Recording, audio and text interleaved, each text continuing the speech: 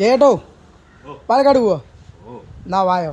അങ്ങനെ പാലക്കാട് പോവാനായി സ്വന്തം വണ്ടി സ്വന്തമായി ഓട്ടിച്ച് ഞങ്ങളുടെ സ്വന്തം അഭിലാഷേട്ടൻ വന്നുട്ടാ. അങ്ങനെ മൂന്നാളും കൂടി വണ്ടിയിൽ കയറി മൊത്തം നാലാളായി ഞങ്ങൾ യാത്ര തുടങ്ങിയിട്ടുള്ളൂ. നെല്ലറകളുടെ നാട്ടിലെ പ്രകൃതിയും പച്ചപ്പും ആസ്വദിച്ച് പാലക്കാടിന്റെ അഹങ്കാരമായ മേഴ്സി കോളേജിന്റെ മുന്നിലൂടെ മേപ്പറമ്പ് മസ്ജിദും കണ്ട് പേഴുങ്കര പാലത്തിന്റെ ഭംഗിയും ആസ്വദിച്ച് ഞങ്ങൾ അങ്ങനെ ഒലവക്കോട് എത്തിയിട്ടുള്ളൂ. എന്തിനാണെന്നല്ലേ, ഒരു കുഞ്ഞു നാടകത്തിന്റെ റിഹേഴ്സലിനെ കൃത്യസമയത്ത് വരാന്ന് പറഞ്ഞ ഡയറക്ടർ വരാത്തത് കാരണം ചായ കുടിക്കാൻ പോണ പോക്കാണിട്ടുള്ളൂ നീ കാണുന്നത്. തിരക്കില്ലാത്ത ചായക്കട ജയേട്ടൻ കാണിച്ചു വന്നപ്പോ ഓടിപ്പോയി ഓർഡർ കൊടുത്ത് പാല് കുടിക്കാനിട്ടുള്ളൂ. അപ്പുറത്തെ കടയ്ക്ക് അഭിയേട്ടൻ പോയപ്പോ കണ്ട കാഴ്ചകളാണ് കേട്ടോ. കൂട്ടിൽ കളിക്കണ കിളികളും ഫോട്ടോയ്ക്ക് പോസ്റ്റ് ചെയ്യണ ഓന്തുകുട്ടനും പിന്നെ താറാവും കോഴികളും ഒക്കെ ഉണ്ട്. സ്നേഹപ്രകടനം നടത്തുന്ന കിളികളെയും നോക്കി അപ്പുറത്തെ കൂട്ടിലെ ഗിനിപ്പന്നികൾ ഉണ്ട്.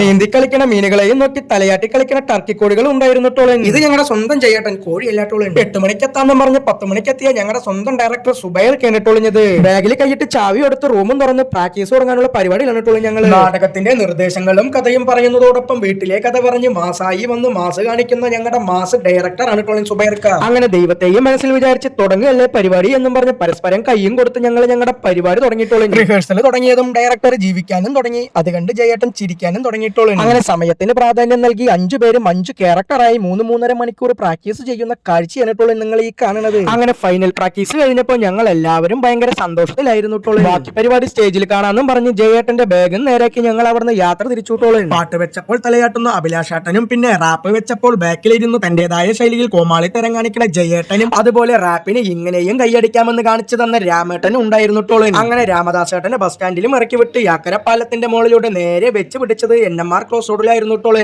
ഞങ്ങൾ മൂന്നാളും കൂടി 4 പീസ് അൽഫാമും പറഞ്ഞ് ആ 4 പീസ് 8 പീസാക്കി തന്ന അവിടുത്തെ ഷെഫ് മരണമാസമായിരുന്നിട്ടുള്ളൂ. ഉറക്കം വരാതിരിക്കാൻ 4 പാട്ടും പാടി മഴയും പെയ്യിപ്പിച്ച് ഞങ്ങളെ ആലത്തൂര് ഇറക്കി അഭിയേട്ടൻ പോയിട്ടാ. മുന്നിൽ കണ്ട കടയിൽ നിന്ന് റംബുട്ടാനും മേടിച്ച് ഞങ്ങളും ഞങ്ങളുടെ വഴിക്ക് പോയിട്ടാ. അല്ല, ഞങ്ങളുടെ വീട്ടിക്ക് പോയിട്ടുള്ളൂ.